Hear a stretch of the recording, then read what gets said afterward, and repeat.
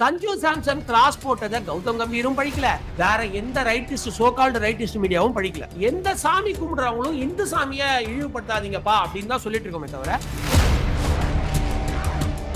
ரம்ஜானுக்கென்றே பிரத்யேக கலெக்ஷன்கள். ஆசியாவின் மிகப்பெரிய ஜவுளி சாம்ராஜ்யம் தி சென்னை சில்க்ஸ். கௌதம் கம்பீர் சொன்னது ஒரு அழகான விஷயம். அதை இவங்க எடிட் பண்ணி தப்பா திரிக்க பாக்குறாங்க இந்த லெஃப்ட் மீடியா. இதை பண்ற பாதி பேருக்கு கிரிக்கெட் தெரியாது. அதாவது 2011 வேர்ல்ட் கப்ல 91 சூப்பரா தோனி அடிச்சாரு, ஃபேபுலஸ் இன்னிங்ஸ் அண்டர் பிரஷர். ஆனா அதே மேட்ச்ல 97 கம்பீர் அடிச்சாரு.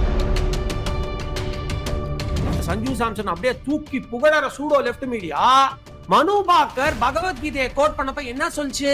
நீங்க இந்தியாவை ரெப்ரசென்ட் பண்றீங்க, we are a secular country, நீங்க எப்படி இந்து மதத்தை கோட் பண்ணலாம் கேட்டாங்களா இல்லையா? சிங்கிள் ஹேண்டடா ஜெயிச்சு கொடுத்தாங்கன்ற பாயிண்ட நானே ஒத்துக்க மாட்டேன். he is a hero of the ship. நான் அதை மறுக்கவே இல்ல. சஞ்சு சாம்சனோட மிகப்பெரிய டிராபேக்கே அவர் சேசிங்ல ரெக்கார்ட் இல்ல. வெங்கடேஷ் பிரசாத் ரிட்டையர் ஆகி பல வருஷங்கள் ஆச்சு. இப்போ ரீசெண்டா 2 வருஷத்துக்கு முன்னாடி அவரோட இன்ஸ்டாகிராம் பேஜ்ல அவர் ஒரு வெங்கடாச்சலபதி பாட்டு பாடி பதிவிட்டு இருந்தார். கீழே ஒருத்தன் from a secular nation being a sports person aren't ashamed to do it. மூக்குல குத்தலாம் தோணுச்சு எனக்கு. நீ யார் சொல்றது ashamed? அவர் சாமி அவர் கும்பிடு. இந்த குரூப் அடிச்ச அந்த 2 4 கூட தான் crucial as good as his innings. Sanju சாம்சனை லெப்டிஸ்ட் சூடோ லெப்டிஸ்ட் மீடியா தாங்கி பிடிக்கிறதுக்கு ஒரே காரணம் அவர் கிறிஸ்துவர்னு தவிர வர ஒண்ணும் கிடையாது. இப்போது புதிய அறிமுகம் ஆச்சி ஹோட்டல் சாம்பார் 50 கிராம் ரூபாய் 20 மட்டுமே. சம்மர் ஹாலிடேஸ் வந்தாச்சு, நம்ம ஜிடி ஹாலிடேஸும் வந்தாச்சு. GT holidays south India's number 1 travel brand. Sir வணக்கம் சார். வணக்கம் பிரதர். T20 வேர்ல்ட் கப் இறுதி கட்டத்தை நெருங்கிட்டோம். ஒரு பக்கம் இங்கிலாந்து இந்தியா அப்படின்ற ஒரு பக்கம் இருக்கு, ஒரு பக்கம் நியூசிலாந்து சவுத் ஆப்பிரிக்கா. எப்படி சார் இருக்கும் அந்த செமிஃபைனல்? சரி, நியூசிலாந்து வந்து நிறைய தடவை சவுத் ஆப்பிரிக்காவை வந்து இந்த மாதிரி நாக் அவுட்ஸ்ல வந்து வெளியே அமைச்சிருக்காங்க. 2015 அமிச்சாங்க, இப்ப சமீபத்துல 2025 சாம்பியன்ஸ் டிராஃபில அமிச்சாங்க.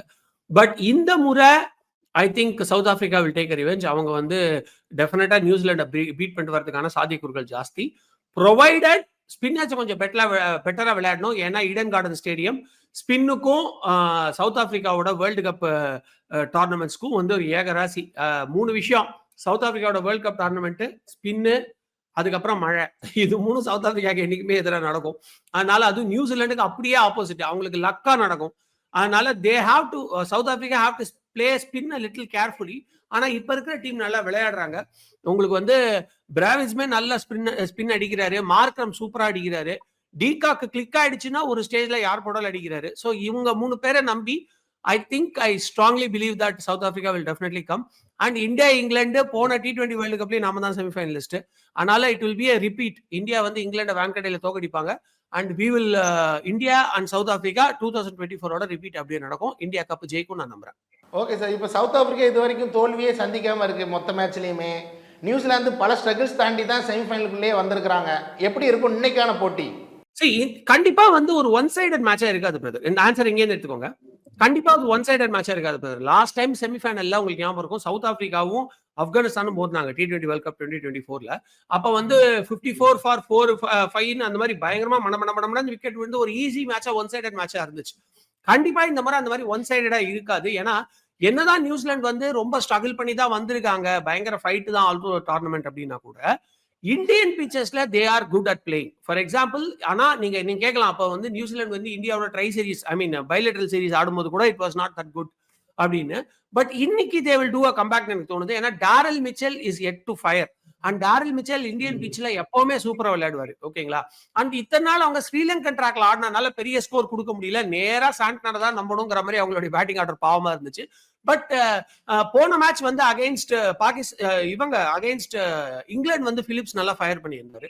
அண்ட் கான்வே ஒரு 2 மேட்ச் நல்லா விளையாடி இருந்தாரு. ஸோ ரச்சின் ரவீந்திராவும் ஒரே ஒரு மேட்ச் 50 அடிச்சான்னு நினைக்கிறேன். So I think if they play collated together, ஒரு விக்கெட் விடாம ஆரம்பத்துல கொஞ்சம் ஒரு ஸ்ட்ராங் பார்ட்னர்ஷிப் பில்ட் பண்ணாங்கன்னா டவுன் த லைன் நல்ல பேட்ஸ்மேன்ஸ் இருக்காங்க. So they will be able to make a score of around ஒரு 140 to 160 கண்டிப்பா அடிப்பாங்க.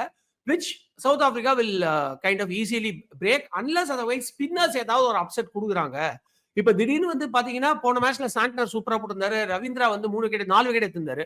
சோ அந்த மாதிரி ஒருவேளை சோதிக்கே ரிஸ்ட் ஸ்பின் ஒர்க் ஆகலாம் since it's spinner track. So அப்படி ஒரு மொமெண்டம் கிடைச்சதுன்னா it will be a tough match.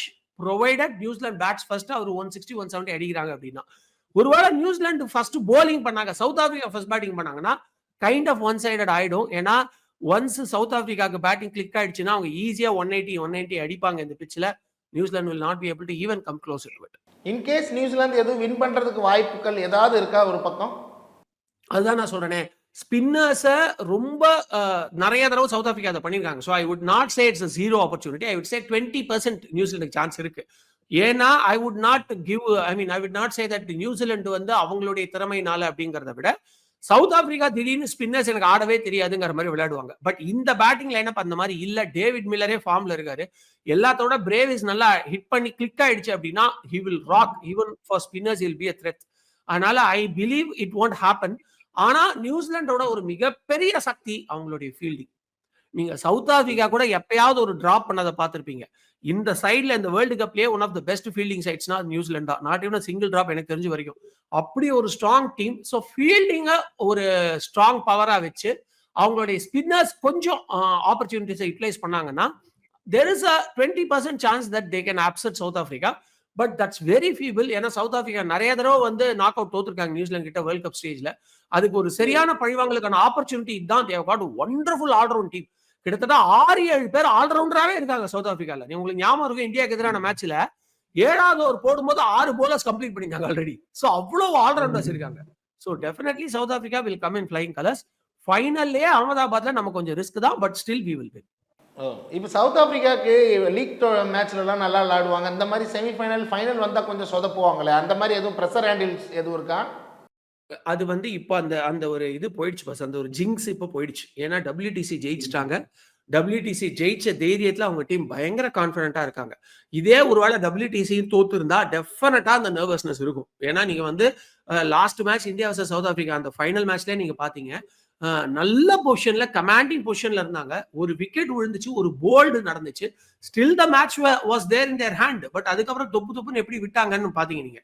Klaasen வந்து சமயம் விளையாடிட்டு இருந்தாரு, அவுட் ஆனாரு. அதுக்கப்புறம் மேட்ச் எப்படி மாறிச்சு நீங்க பாத்தீங்க.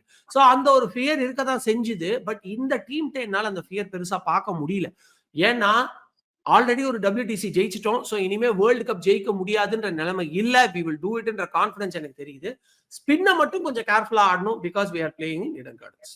இப்போ லாஸ்டா இந்தியா வெஸ்ட் இண்டீஸ் மேட்ச்ல சஞ்சு சாம்சன் அவரு கரெக்டாக அந்த 97 நாக்கு எல்லாமே பரபரப்பாக இருந்துச்சு. அவர் ஹெல்மெட்டை தூக்கி போட்டது அது ஒரு சர்ச்சையாக அடுத்த மேட்ச்சில் விளாடுவாரா அப்படிங்கிற மாதிரி இருந்துச்சு. அவரோட பிளெஸ்ஸிங்கு அது ஒரு மாதிரி ஒரு சர்ச்சையாச்சு. அதுக்கப்புறம் கம்பீர் வந்து இவர் 97 ரன் அடித்ததுக்கு ஈக்குவலானது அந்த 2 4 சிவம் துபையோட அப்படிங்கிற மாதிரி பல பிரச்சனைகளை ஒரு ஒன்மேனாக வின் பண்ணி இருந்தாலும் இவ்வளோ கான்ட்ரவர்சி எதுக்கு சார்?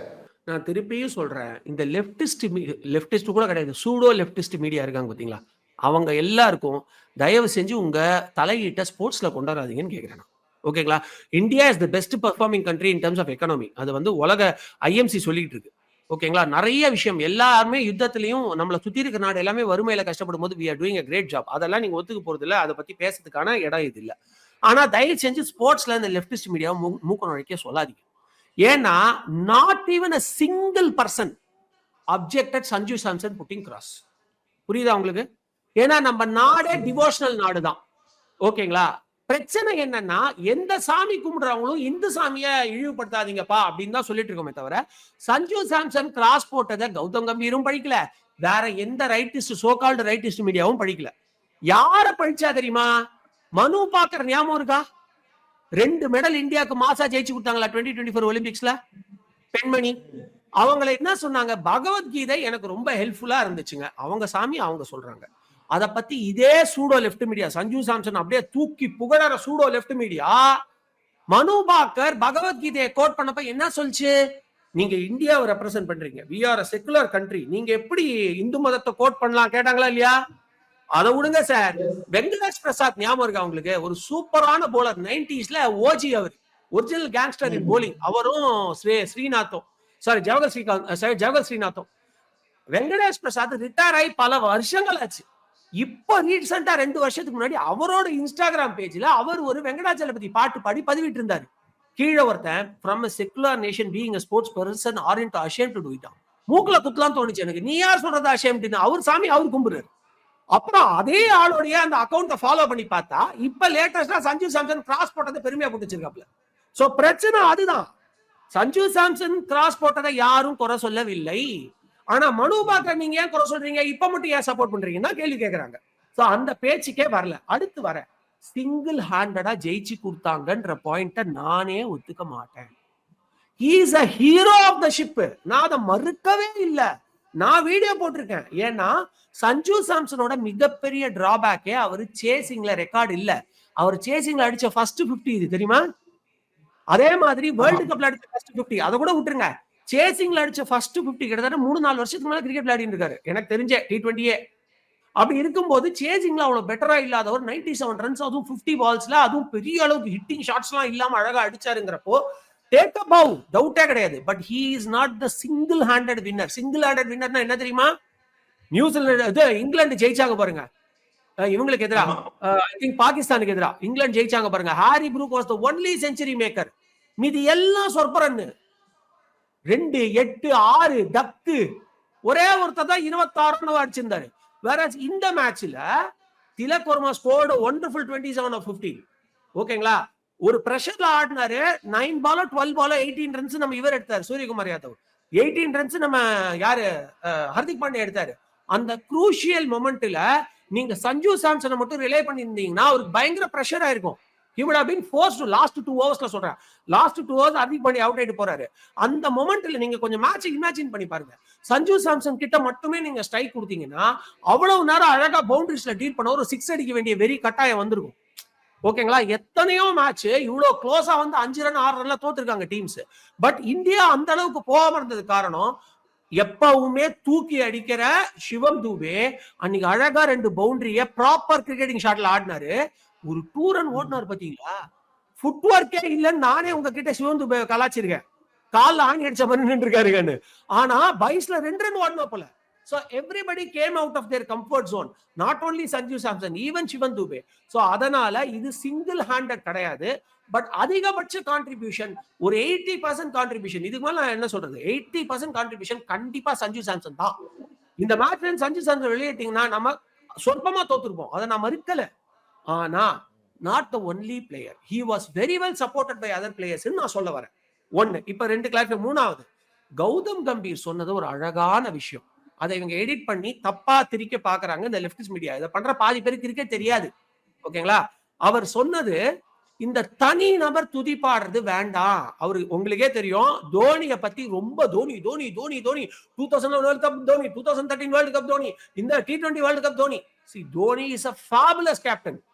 இந்தியன் டீமை பொறுத்த வரைக்கும் அவருடைய பயங்கரமான ஃபேன் தான். CSK I have different thoughts. But Indian team பொறுத்த வரைக்கும் I'm a great fan of Dhoni. அதுல எந்த டவுட்டுமே கிடையாது. அவர் எவ்வளவு இடத்துல கோட் பண்ணிருக்கேன். பட் இந்த மீடியா எப்படி எடுத்துட்டு போயிட்டாங்க, அட்டென்ஷன் கிடைக்குதுன்னு ஒன்லி தோனிங்கிற மாதிரி எடுத்துட்டு போயிட்டாங்கிறத கம்பீர் அவர் கோச்சா இல்லாத போய் நிறைய தடவை கோட் பண்ணிருக்காரு. 97 is greater than 91 இன்டர்நெட்ல போட்டு பாருங்க. ஃபைனல் மேட்ச்ல நான் 97 அடிச்சேன், நீங்க 91 பத்தி பெருசா பேசிட்டே இருக்கீங்க, பேசினா தப்பு இல்ல, பட் 97 மறந்துட்டீங்களேங்கிற மாதிரி பேசியிருக்காரு கம்பீர். புரியுதா உங்களுக்கு? அதாவது 2011 வேர்ல்ட் கப்ல 91 சூப்பரா தோனி அடிச்சாரு, ஃபேபுலஸ் இன்னிங்ஸ் அண்டர் பிரஷர். ஆனா அதே மேட்ச்ல 97 கம்பீர் அடிச்சாரு. சோ இந்த தனி நபர் தூக்கி பாடுறதுன்றது நடுவுல கொஞ்ச நாட்களா இல்ல. கேள்வியே என்ன வந்துச்சு தெரியுமா கம்பீர்ட்ட? இப்ப லேட்டஸ்ட் இன்டர்வியூக்கு வரேன். கேள்வியே, சார் சஞ்சு சாம்சன் சூப்பரா விளையாடினாரு, நீங்க தான் பேக் பண்ணீங்க அவரை, ஆனா மத்த பிளேயர்ஸும் கான்ட்ரிபியூட் பண்ணாங்கல்ல, இன்ஃபேக்ட் திலக் வர்மாவோட அந்த ஃபேபுலஸ் இன்னிங்ஸ் நல்லா இருந்துச்சுன்னப்போ நல்ல வேலை இப்பயாச்சும் நீங்க எல்லாரோட கான்ட்ரிபியூஷனையும் பாக்குறீங்களே, தனிநபர் துதி பாட மாட்டேங்கிறீங்களே. இன்ஃபேக்ட் டூபே அடிச்ச அந்த 2 4 கூட தான் crucial, as good as his innings. குரூஷியல்னாரு, அதுக்கு ஈக்குவல்னு சொல்லல, ரெண்டுத்துக்கும் அர்த்தம் வேறுபடுது. லாஸ்டா ஒரு பாயிண்ட் சொல்றேன். சஞ்சு சாம்சனை லெப்டிஸ்ட், சூடோ லெப்டிஸ்ட் மீடியா தாங்கி பிடிக்கிறதுக்கு ஒரே காரணம் அவர் கிறிஸ்துவர்னு தவிர வர ஒண்ணு கிடையாது. ஓகேங்களா? ஆனா சஞ்சு சாம்சன் அவ்வளோ ஃபெயிலியர்ஸ் பார்த்தப்ப கூட he is a fabulous player, he has got a lot of potential, it will come one day, I will wait for it ன்னு சொன்னது Gautam Gambhir. Note this point. Sanju Samson அளவுக்கான ஃபெயிலியர் அபிஷேக் சர்மாக்கோ இஷான் கிஷனுக்கோ கிடைச்சிருந்தா, ஏன் வாஷிங்டன் சுந்தர் ஒரே ஒரு மேட்ச் ஃபெயில் ஆனாரு, இந்த மீடியா அவரை என்ன கழுவி ஊத்திச்சு, just because they are Hindus.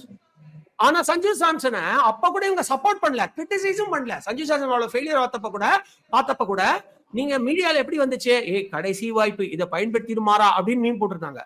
Sanju Samson திட்டமும் இல்ல, சப்போர்ட்டும் பண்ணல. ஆனா சஞ்சு சாம்சனை சப்போர்ட் பண்ணது கௌதம் கம்பீர். இப்ப கூட அவர் என்ன தெரியுமா சொன்னாரு, இந்த மேட்சுக்கு அப்புறம் கூட, இது ஒரு பெர்ஃபார்மன்ஸ் கிடையாது, he will come up with flourishing colors, இதுதான் ஸ்டார்டிங், இன்னும் நிறைய செய்வார் பாருங்கன்னு சொன்னது கௌதம் கம்பீர். சோ இந்த பாலிடிக்ஸ் பேசாதீங்க. Indian team is together with Sanju Samson, Sanju Samson is together with Indian team. தயவு செஞ்சு இந்த பாலிடிக்ஸ் கொண்டு வராதீங்க. ஓகே சார், நிறைய பேசலாம். இந்தியா இங்கிலாந்து மேட்ச் முடியட்டும், மீண்டும் சந்திப்போம் சார். நன்றி. நன்றி பிரதர். ரம்ஜானுக்கென்றே பிரத்யேக கலெக்ஷன்கள். ஆசியாவின் மிகப்பெரிய ஜவுளி சாம்ராஜ்யம் தி சென்னை சில்க். இப்போது புதிய அறிமுகம் ஆச்சி ஹோட்டல் சாம்பார் 50 கிராம் ரூபாய் 20 மட்டுமே. சம்மர் ஹாலிடேஸ் வந்தாச்சு, நம்ம ஜிடி ஹாலிடேஸும் வந்தாச்சு. GT holidays, south India's number 1 travel brand.